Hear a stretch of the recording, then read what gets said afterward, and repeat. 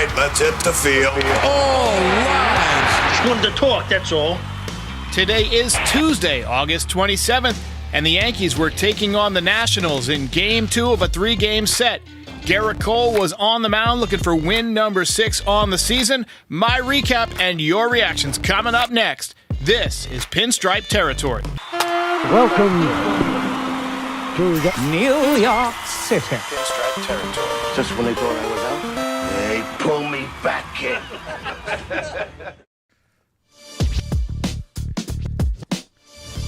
Yikes.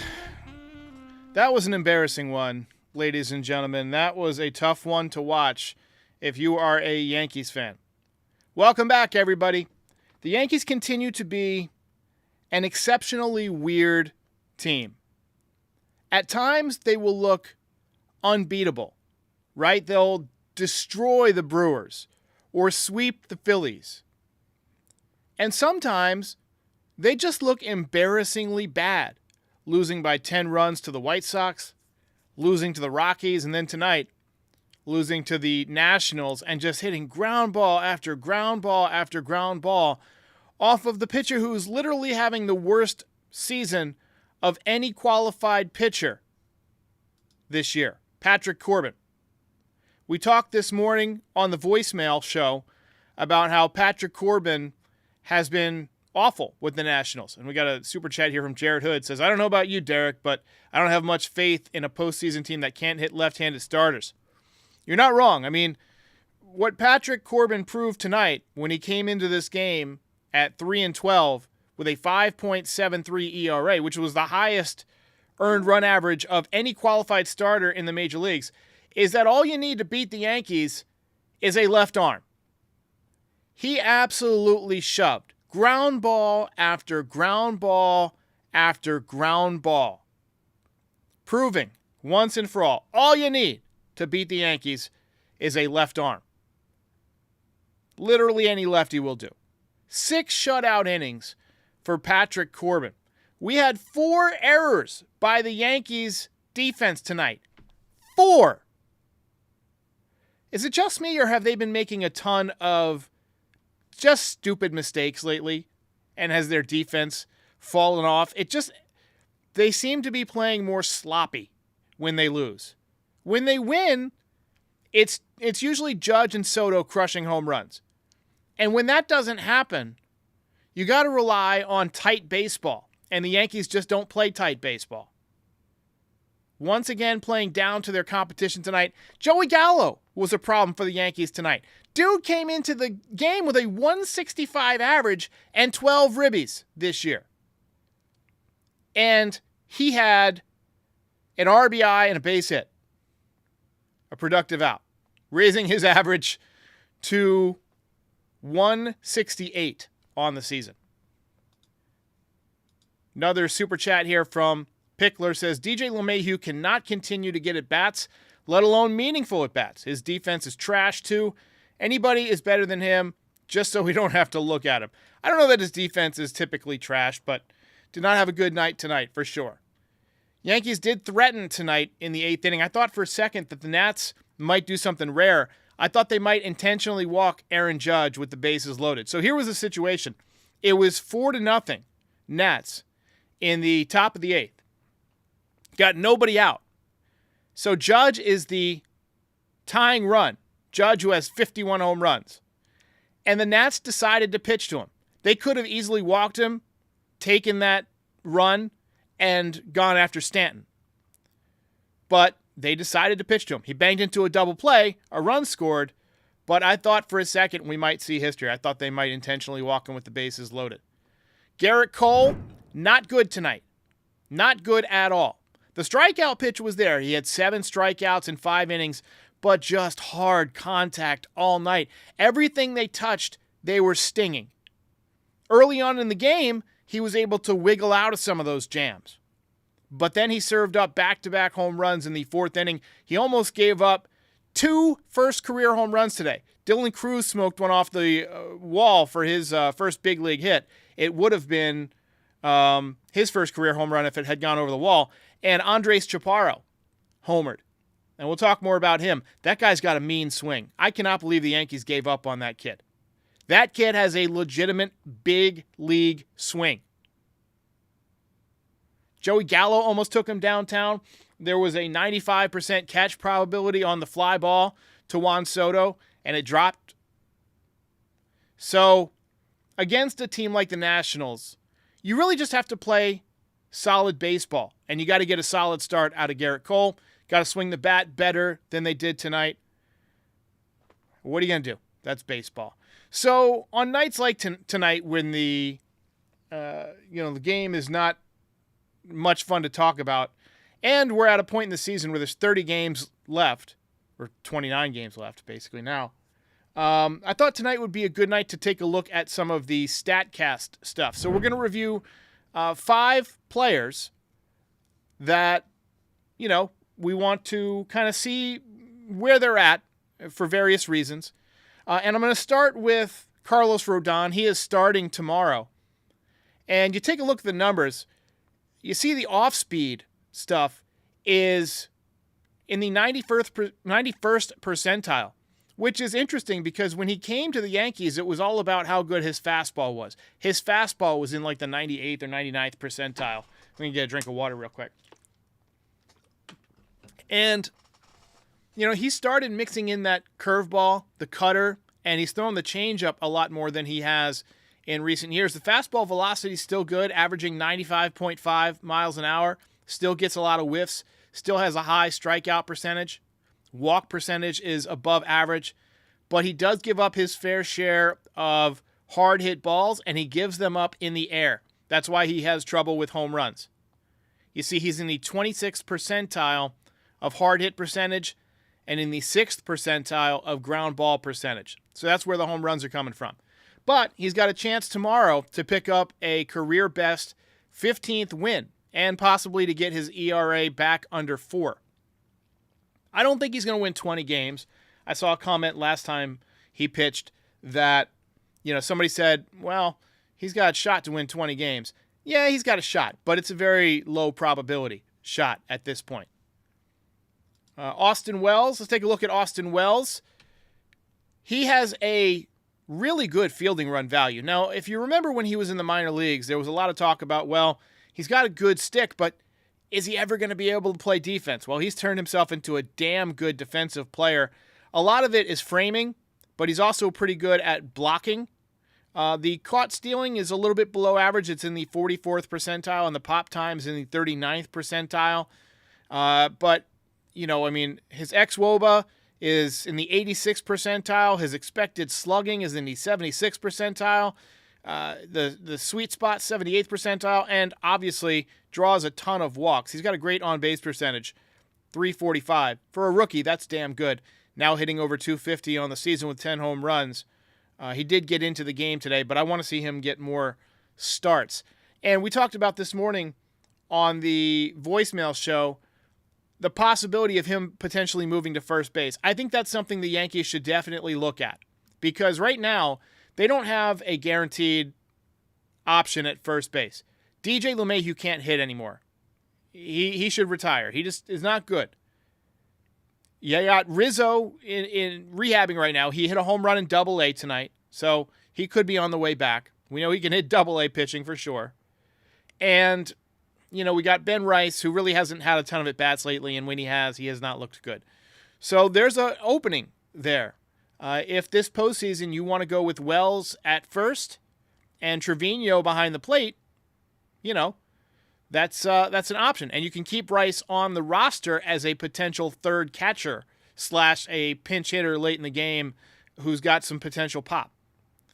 So anyway, let's take another look here. We're going to go to Anthony Volpe, who is having a pretty good year on base running and fielding. But the batting run value is, once again, not great. You look at the spray chart, he hits the ball line to line. He's got some power, 11 home runs, 24 stolen bases. He's already equaled his stolen base total from last season. The OPS has gone up slightly. I think he can get over 700 with a good month. But last year he had a bad September. You look at the range, 13 outs above average, 98th percentile. And the sprint speed, 85th percentile. but pretty much everything in the batting categories is below average. His bat speed is well below average. His ability to walk is well below average. He used to be somebody who walked a lot, who took a lot of pitches. Remember that on-base streak?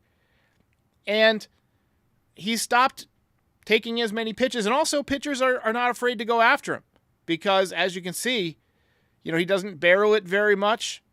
And his whiff percentage is still right around league average, and the strikeout percentage is just below league average. So those two things together, they're about, in the 50th percentile roughly. But, he just does not hit the ball very hard or with any kind of good profile. So definitely needs to improve offensively. Take a look at Jazz Chisholm. He had a double today. I've been really impressed with Jazz Chisholm, what he's done.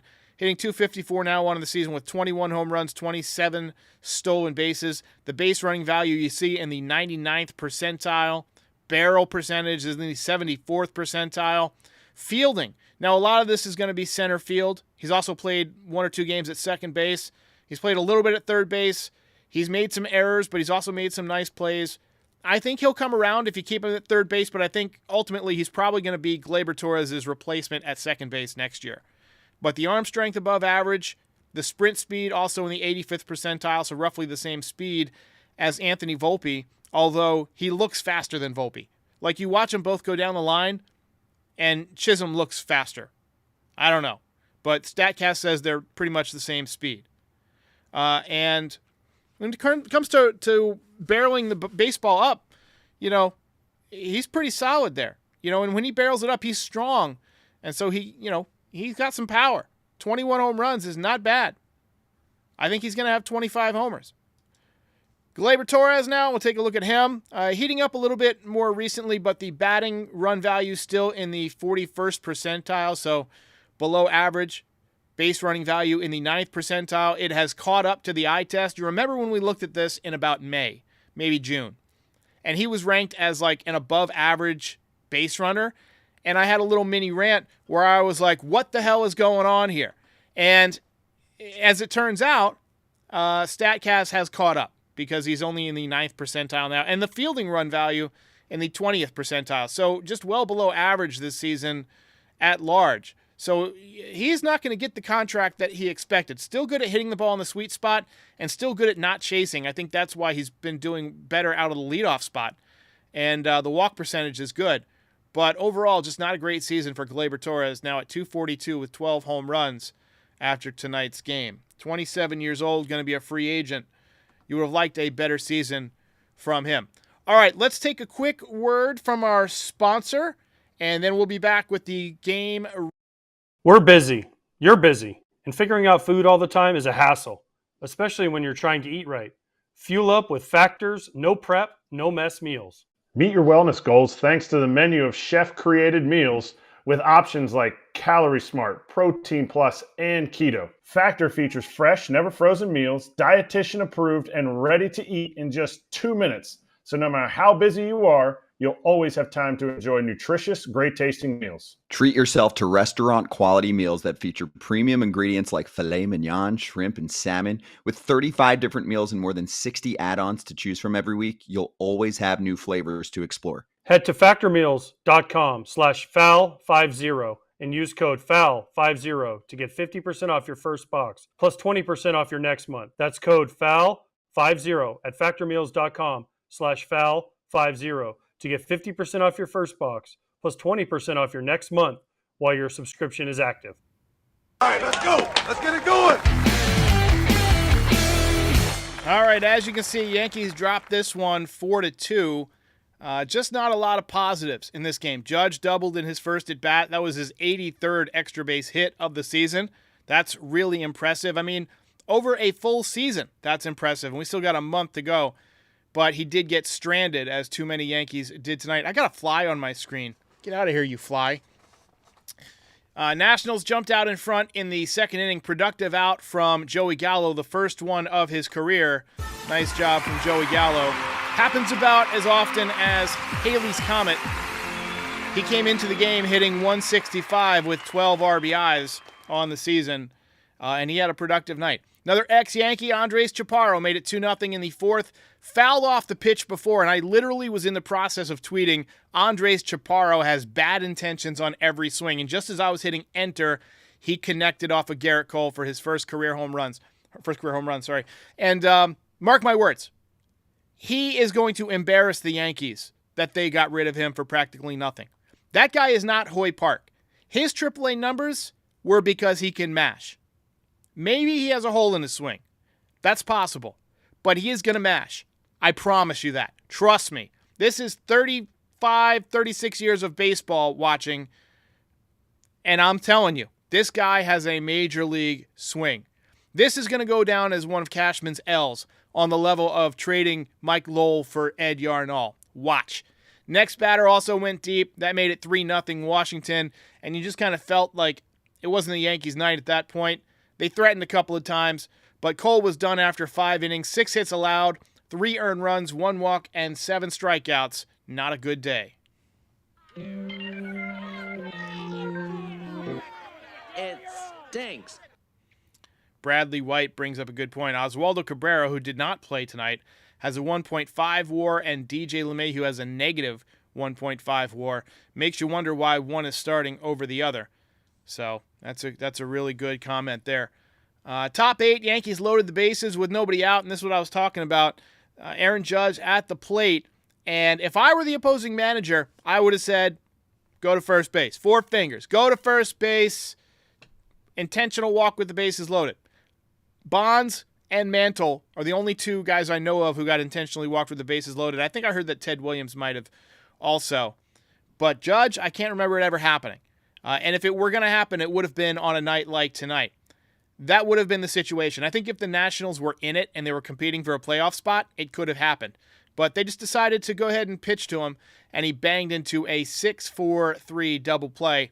Yankees got a run, but 2 outs. You know, one of the worst possible outcomes you can have there. Triple play would have been a worse outcome, but that's about as bad as it gets. By the way, when you hit into a double play, run scores, you don't get an RBI. No RBI for Aaron Judge on that. Chisholm led off the 9th inning with a double, 17th double of the season. He came in to score on a ground out by Volpe, RBI on that one for Volpe. That made it 4-2. Yanks got hits from Wells and Verdugo to bring DJ LeMahieu up as the go-ahead run. I was shocked that he was allowed to take an at-bat. Genuinely amazed. And I thought it was going to be a for sure double play. Ended up popping out to right field. And the Yankees fail to come back. They leave both those runners on base and drop this one 4-2. Mission failed. We'll get him next time. You get nothing. You lose. Good day, sir. If you ain't first, you're last. Doug Rouse says Chaparro left the Yankees as a minor league free agent. I don't know how you allow that to happen. The guy can absolutely mash. You're watching him swing for 2 days. Yesterday, he almost had a home run. Today, he did have a home run. The guy can swing. The guy can absolutely punish baseballs, and they should have kept him. I think that's going to come back to haunt the Yankees.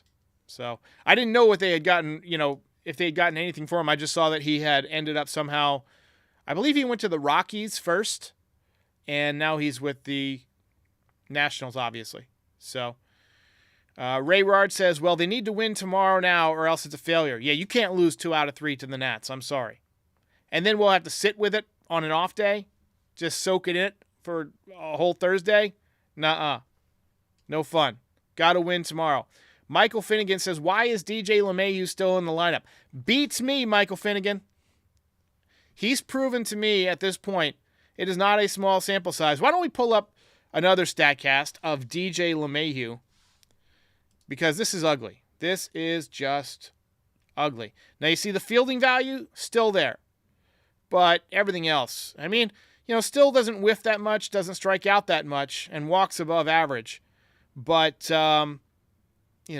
the bat speed is what concerns me. The bat speed is way, way down. Barrel percentage down. Average exit velocity is down.